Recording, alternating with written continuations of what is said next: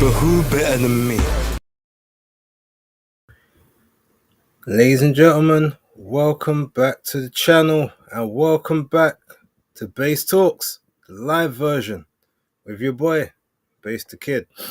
As always, please like and subscribe, share with a friend, a colleague, a relative, associate, an enemy, any and all in between. It's appreciated. It's been a while since I've had the chance to do a Bass Talks, so I figured while I'm getting back into the swing of things, why not return and do it with somebody that's, number one, been on the channel. The people have requested to come back.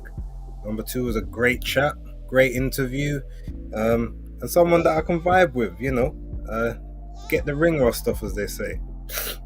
But yeah, look, shout out. Miss Guadalupe Medina will be on shortly. So, say what's up to the chat. I'm going to get in touch with everyone, see what everyone's saying. General rules of engagement, as you guys know, I will be focusing purely on the interview, won't be really checking the comments, won't have a chance to see anything that you guys are saying unless it's put in the form of a super chat, which will it will show up a different color, but it will also make a sound to alert me to the fact that there's a comment that I need to read. So any questions you want, that's the best way to get them forward. If I get an opportunity, I may ask her if she's happy to answer some questions, and then I'll go into the chat and see if there are any there. But yeah, outside of that, that's pretty much pretty rules. They're the rules of engagement. Obviously, everyone, be sensible, be grown, be respectful, within reason. And yeah, let's just have a fun 15-20 minutes or however long it's gonna be. Let me see who's pulled up first of all. I see Skyline at the editing building right here. Shout out. The old Leatherface Shannon Courtney was called Babyface Assassin. I don't think it was a homage to Barbara. Okay, he's starting already. Shout out, babe. Shout out to a man like North Bank Brand. Salute to you. And man like Mulla Mulla in the building, salute to you as always. Man says, if I better leave now if those are the rules of engagement. Well, to be honest, I won't be watching the comments afterwards, so you kind of do what you need to do. But I think it would be a good chat. It's been about 4 or 5 months since we last spoke, so it'd be good to see what's kind of happened since then. Since the last fight and everything. But yeah, big ups to you. To quickly recap the stuff from the weekend. So I did watch the Kenneth Sims Jr. and Oscar Duarte fight. Good fight. Thought it was a very fun fight. Duarte did win. It was close. It was a competitive fight. I think it was 7-5, 115, 113 was sort of the right kind of score. And watching Prograis and Diaz, Prograis did win the fight, like quite clearly, just in terms of the activity and the rounds banked. But I think it might be time for him to either move up or retire, because he's starting to look a little bit. He's not looking too healthy, and he's not really taking punches the way that he should be. I think he's been at 140 for too long. Philip Anson in the building, shout out to you, young Phil. And a man like Dan the Man SC15 in the building, salute to you. So yeah, that's pretty much it on that front. Hope everyone's doing well. Obviously, if you were involved in the SummerSlam watch-alongs, thank you very much. I know that the views on the actual YouTube side weren't, I think, as big as what it was on the old Twitter X, but it was a fun time. Obviously, the late night ones don't get any easier for me these days, especially when I don't get the chance to nap. But yeah, I enjoyed, especially night 2. I thought night 2 was really fun for anyone who was watching. But yeah, that's pretty much that.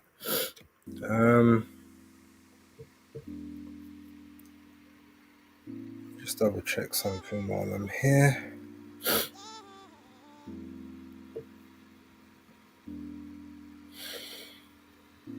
Oh, there we go.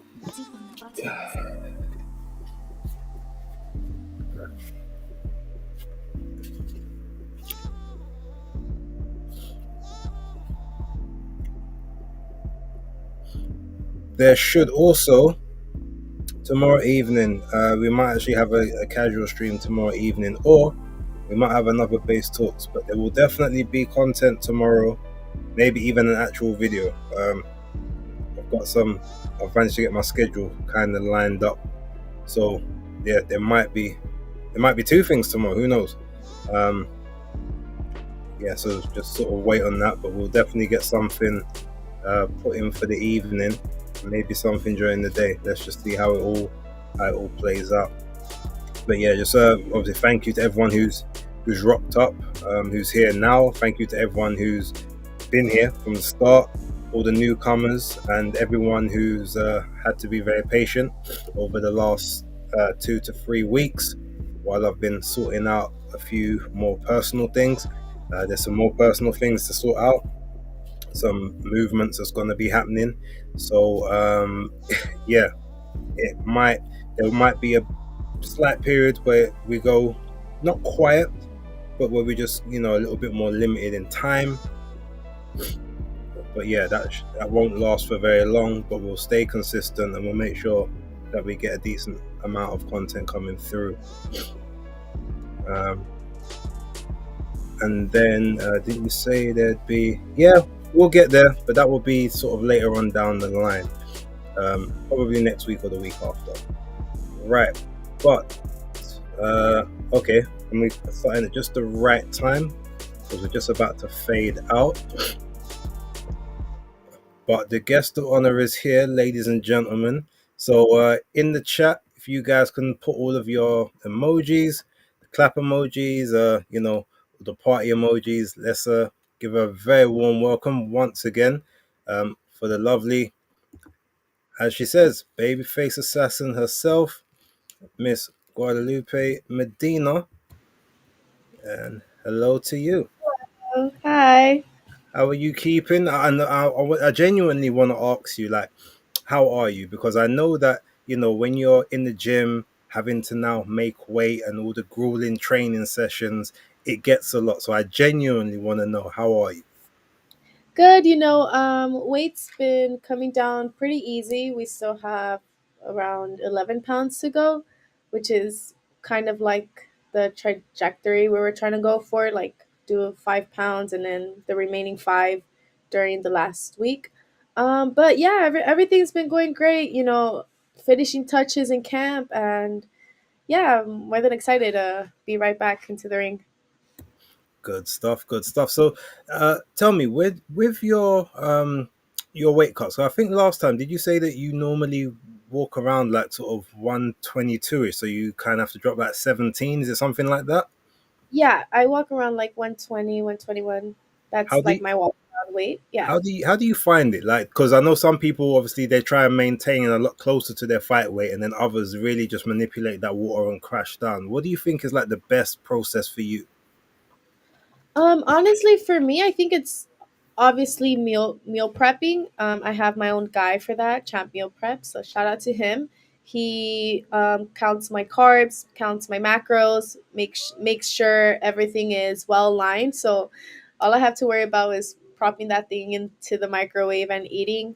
And yeah, I think during like the last 5 pounds is which is the hardest, obviously since majority of it is kind of muscle weight, but high on intensity when it comes to like running and sprints, and that's usually what we try to do. Okay, okay. Um, so before we get into obviously your fight, which is coming up next week Friday, Yeah. let's circle back to the one versus Maria Santizo, the previous fight. You won unanimous decision. Um, Now I saw bits and pieces. I haven't been able to watch the full thing. UFC Fight Pass isn't really a thing in the UK, so it's kind of difficult to get the fights, but I did what I could to watch and obviously support.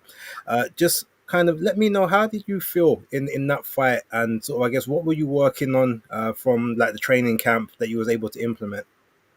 Yeah, no, I think becoming a poised fighter, we knew she was a firecracker. She was gonna come out from the jump. She is a veteran, so she was gonna be try to bully me. I mean, I think that was their game plan to do, to try to bully me from the jump. And since round one, we controlled that. We showed that we were able to fight her in the center of the ring.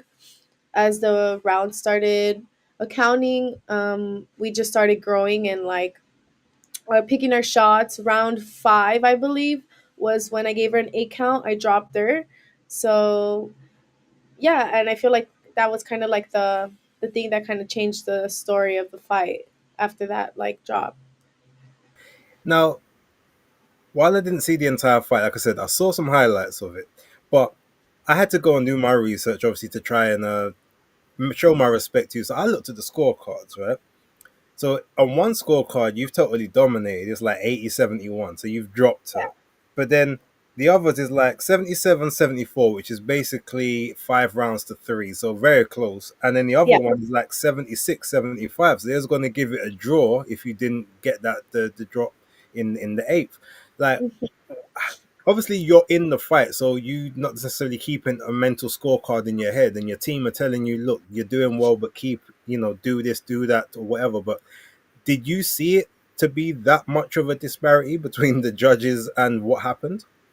Yeah, no, honestly, like even in the my reaction when they gave the scorecards, I was kind of like, "What?" Like that's kind of, you know, um I can see obviously there's different judges and I understand many judges see look for certain things. The way we were fighting, it was a lot more of picking our shots, and she was more of a throwing punches even if it was in the air, whether they were landing or not. So I know there's a lot of judges that prefer activity even if it doesn't land. So I can see why some of the scorecards were a little closer. But yeah, I didn't think the scorecards should have been close at all. I'm gonna have to try and find a way to get Fight Pass just so I can see these. Number one, I need to see them live, because then So it's a UFC Fight Pass not in the UK. it's not readily available. I think I think it's joined to like ESPN or something. I'm gonna have to double check. I think it might be through a different app, like the Fight TV or the Triller app or something. Got I'll it. take a look. I'll take a look. We're gonna figure that one out, because I need to see these live. I want the raw emotion. But okay, so moving on from that, so you had a little bit of time away, a couple of weeks, but you right back in. The team's keeping you busy, which I know that's what you were saying before. You were looking for the activity to gain the experience.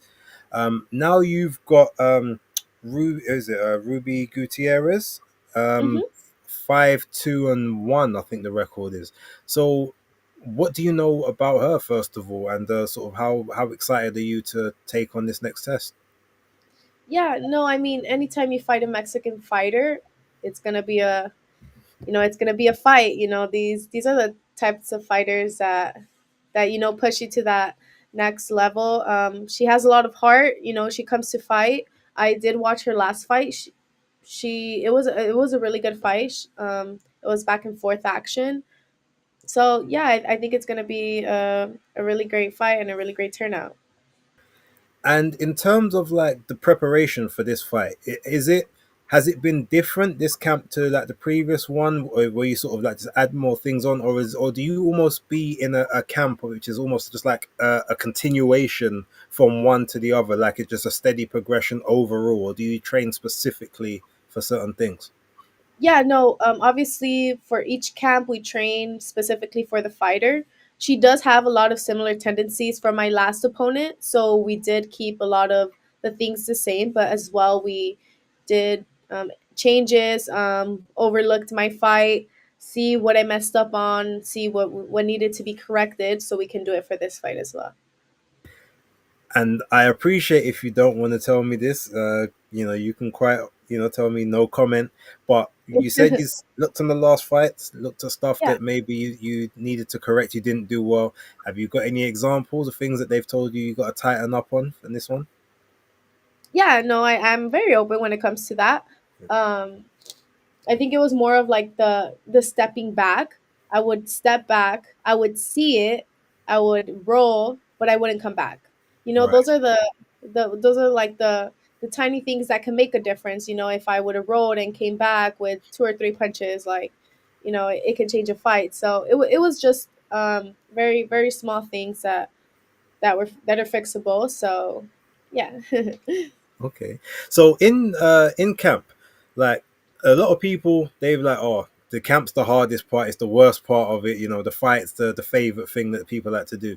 Um, so assuming, and this is this is just for this particular question, assuming that camps are something that you really really dislike for the most part. What's one thing that you do in camp that you really enjoy, or like one thing that you work on that maybe actually gets you up to go out and actually do the sessions? I think seeing the progression, every fighter reaches their peak, and seeing that peak from the beginning of camp to the end of camp is just incredible. This camp we have had a lot of girls as well as last camp, so that's great. Like having the whole women boxing community being gathered is very different compared to previous camps where it's just kind of just been me. This camp I will be fighting with a teammate of mine, Misuki, so she's a co-main for this card. So yeah, I think honestly, overall, just seeing the progression in every sparring, seeing what I'm learning the previous day being implemented into the sparring, and kind of go from there. I remember last time you was telling me about Mizuki Hiruta, and the you two, while you don't speak the same language, just like you instantly just understand each other. Yeah. How good has it been, sort of like being in camp with someone that it's almost like you don't have to manufacture a bond between yourselves. You just have it. Like how much has that made things more fun for you? So much fun. It's very uplifting and supporting. She's at the level I want to reach. She's number one at 115. She's the WBO world champion, and being able to have someone like that around me, surround myself with those type of fighters, it's what's gonna help me keep growing. And obviously, the bond we have, whether we don't even speak the same language, I don't know, understand how we even understand each other, but it's just there. So you're 10-0 at the moment. Look, hoping to get to 11-0. You had some stoppages early. They dried up a little bit, but we know that sometimes they happen when you least expect it. Your overall game has been tightening up, and you've been building and growing. But at 10-0 in the women's game, this is sort of the time where those title shots and those final eliminators and stuff start to come about.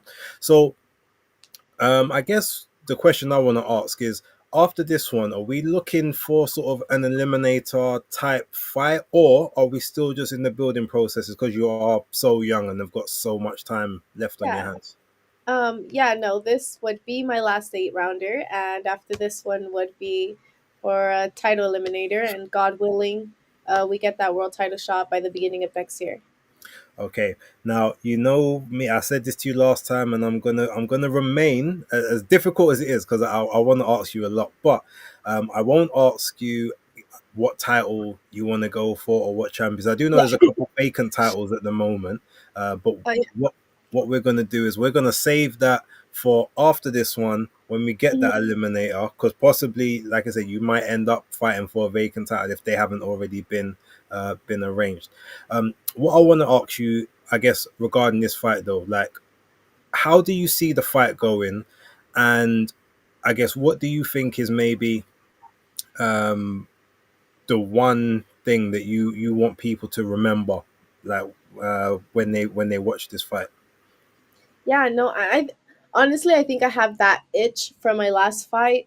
Not pulling through with the stoppage. Like it was there, it could have happened, but I didn't pull through. Those minor mistakes, led to not me leading the stoppage. So obviously, I'm hoping this fight ends early, you know, but it's not something I'm gonna rush for. Just like my last fight, the knockdown kind of just happened. The 8 count kind of just happened when I least expected it. So as I feel like each fight, as people have been seeing my fights, they see the progression, they see the maturity, which is obviously I'm only 21, but I haven't been really long into the pro game as much as the older girls. Yet there's still a lot of maturity in me. So I think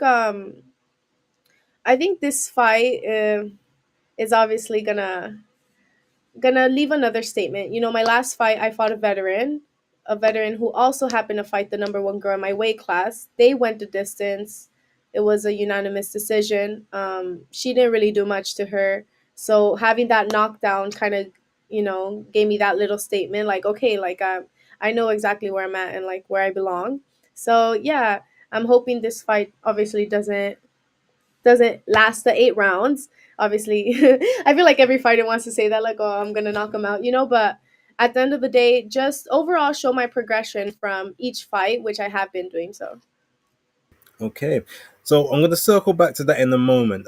How much time have you got left? Because obviously, I'm very conscious that you are making weight. You might be a bit Yeah. cranky. So, if you've got a few minutes left, I just want to ask you about some stuff that's been happening in the boxing world, just to get your take.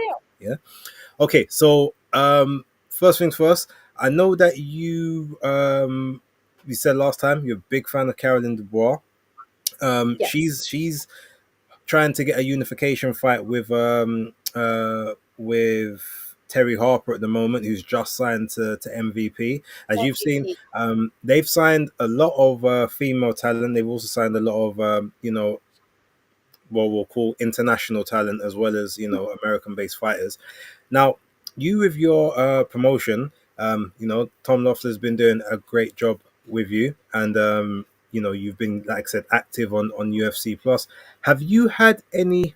Uh, has anyone from there like tried to contact you or Tom regarding maybe co promotional deals or anything like that at present?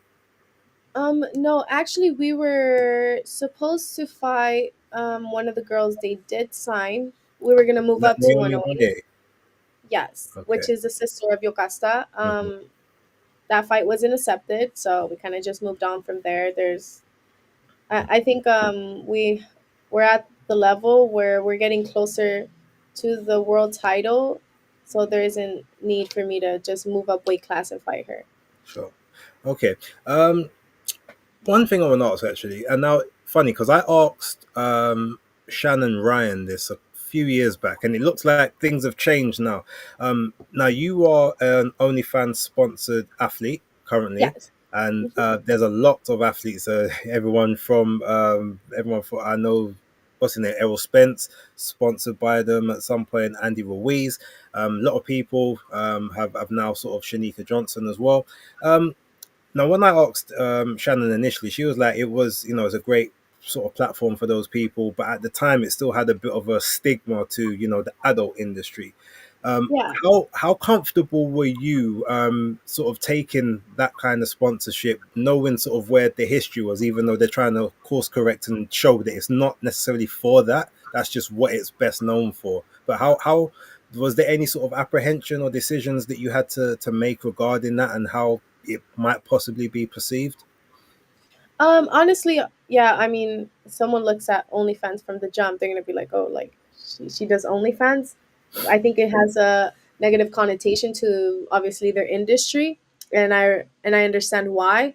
But I think I knew what's gonna be posted on OnlyFans, which is what I'm already comfortable posting on my Instagram. So it wasn't really up to debate, since obviously it was a athletic sponsorship. Um, they've obviously have been helping out my career a lot. So yeah, like there wasn't really much thought to it because I knew what was going to be obviously posted on that platform. Sure, sure. Right, have you watched any of the recent fights? for instance, did you watch the Clarissa Shields fight the other day against Lani Daniels by any chance? I did, yeah. Well, I seen like snippets and highlights of it right Okay, after, yeah.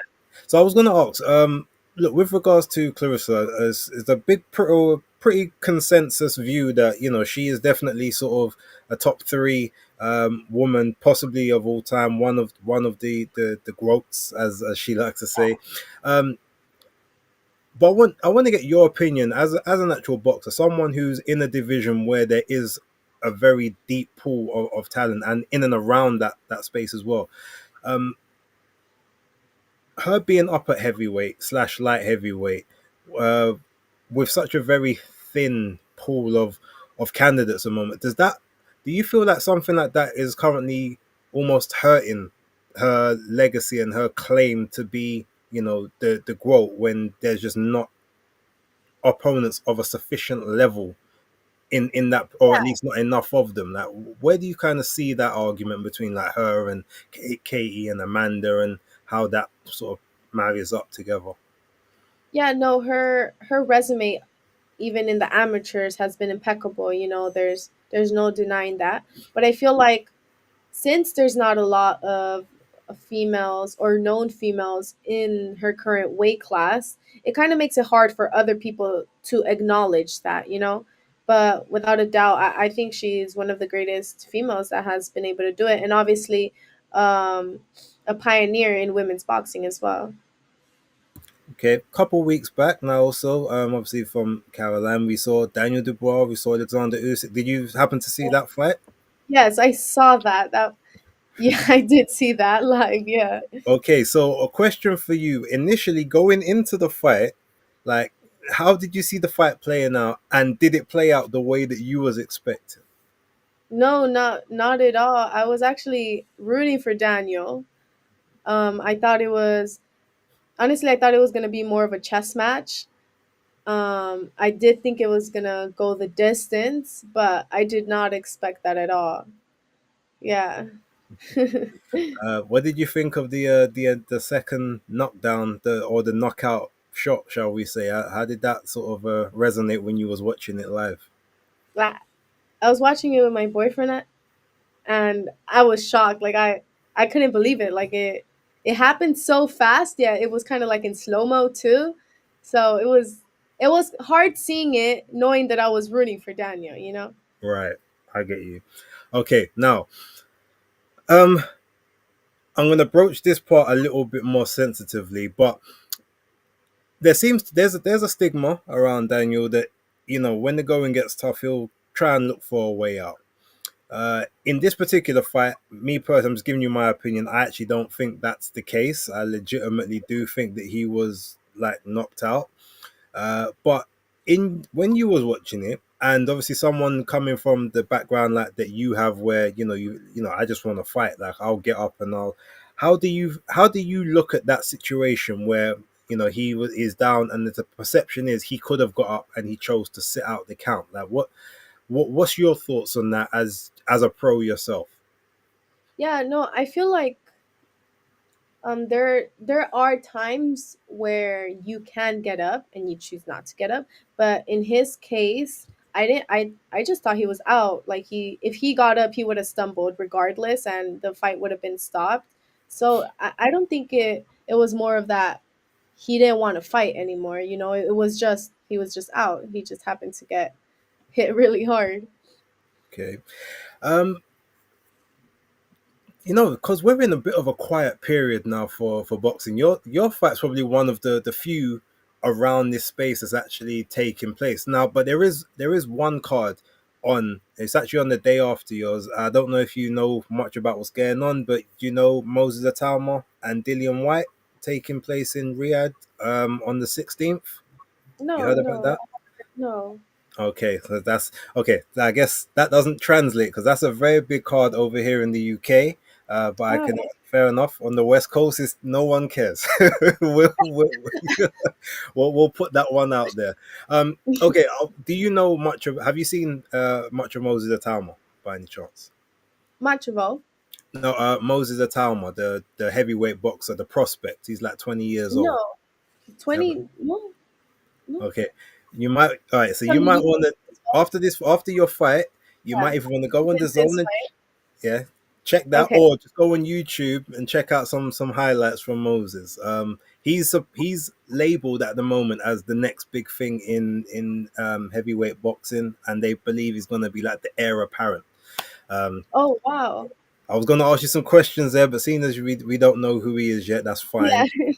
Um, all right, I want to ask you this. So, what fights are coming up for you that once your fight's over and done with, that you're sort of looking forward to taking place currently? Well, right after my fight, one of my friends is fighting for a world title and an MVP card on August 23rd. Is that Jasmine Ortega? She no, she's actually fighting. But her Oh, it's opponent is my friend. Yeah, Lynn Sandstrom. Lynn Sandstrom. Yes, yes, Okay, yes. She's right fighting for the now, world title. and I'm gonna be totally transparent here. I'm rooting for Lynn on that one because Jasmine. I look. I saw the last fight. I And thought she lost she that did fight. lose. She did. Yeah, I'm not even gonna try and be impartial. Like there's no. I'm just being honest. Like she did not win that fight. So all right. So Lynn has to sort of correct things for us then. Um. Okay. If I go back just a few weeks, yeah, and I won't keep you too much longer after this. Manny Pacquiao made his comeback against Mario Barrios. Now, I'm pretty sure that you definitely saw that, or at least saw the yeah. highlights. Number one, what did you think of his performance? And did you think that at his age, he could have pulled off a performance like he did? Yeah, I thought his performance was great.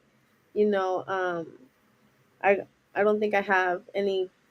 I wouldn't say any good things to say about Mario Barrios' performance. You know, he's a younger fighter.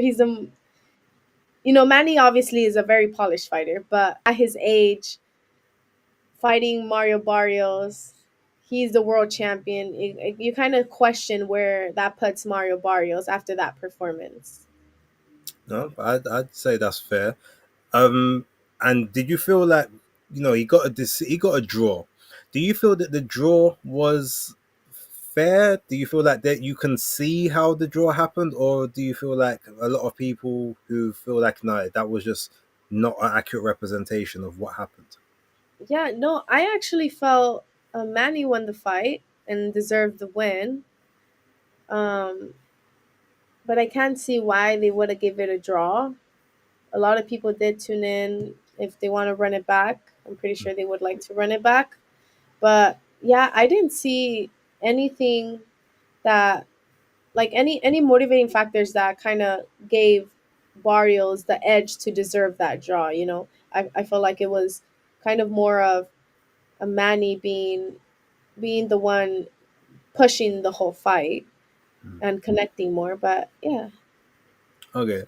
Oh, last fight I'm going to ask you about. This one was again a few weeks back, but this was Shakur Stevenson versus William Zepeda.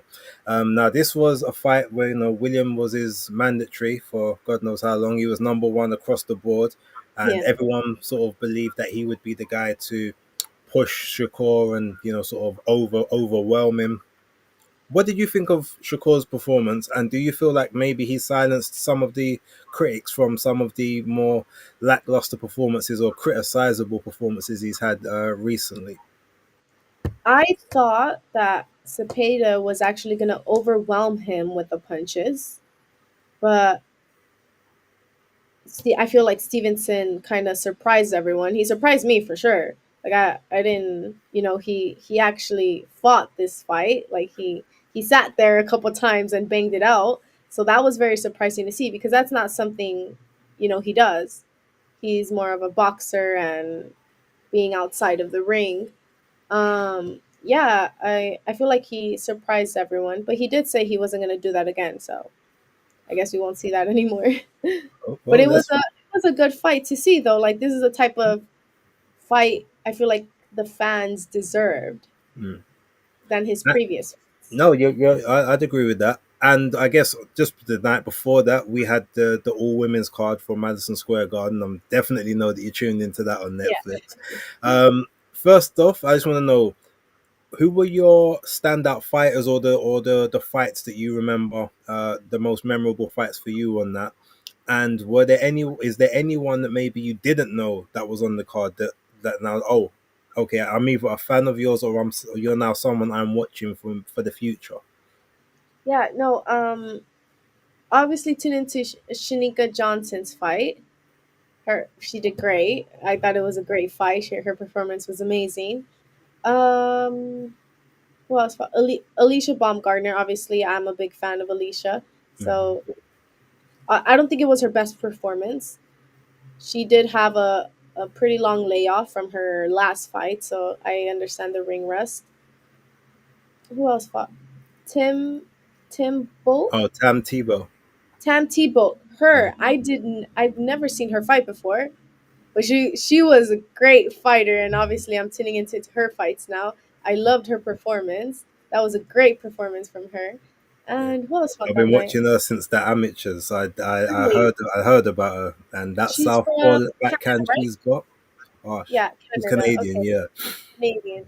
Yeah, it was my first time watching her fight, and yeah, her performance was amazing. And Ellie Scottney, obviously of the UK. She lives about a couple minutes away from me, and she put Catford on the map on Netflix. Oh yes, yes, Ellie did as well. Mm, was that all the girls' cards? Obviously, Katie and Amanda were the main. Did you expect that fight to go the way it did with Katie literally just to outbox her and not get involved in a scrap? Yes, Okay. I feel like she knew Amanda wanted to scrap. So Amanda was hoping Katie gave her the scrap. Because obviously in the past two fights, Katie did, sit there and bang it out with Amanda. But realistically speaking, Katie is more of a smarter and boxer type of fighter. She'll scrap when she needs to, but she knew that's Amanda's obviously forte. That's like her type of style fight. So I feel like her breaking her down round by round and just kind of boxing was the way to go. Cool. Nope. Nothing I can disagree with there. So look, I'm gonna give you the last word. I'm very conscious of your time and very appreciative that you chose to come back. The people requested for you to come back after the last one, and I hope that they do the same again after this fight. Um, but yeah, just tell everyone again how they can keep in contact with you, or how they can, get updates. Obviously, where to find this fight for those of them watching within the states, and yeah, just what the rest of the year is looking like for you as well. Yeah, so you guys can follow my socials at underscore babyface assassin. That's where I kind of just post everything leading up to my fight and after my fight. My fight will be live streamed on UFC Fight Pass, which I'm aware now that it's not on UK broadcasted. So we have to talk to them. Um, and yeah, I appreciate all the love and support I'm getting from you guys. Good. Thank you very much for being here. It's always a pleasure. Yes, we'll try and reconvene afterwards, but all the best for next week. I'm gonna find a way to tune in, even if I got to borrow maybe a little VPN business borrow someone's account. I'll find a way. But look, you're always gonna be a welcome member of the channel. Appreciate your time. I hope that the rest of the weight cut goes well without a hiccup. I hope there's no injuries that Yes, thank you, thank you.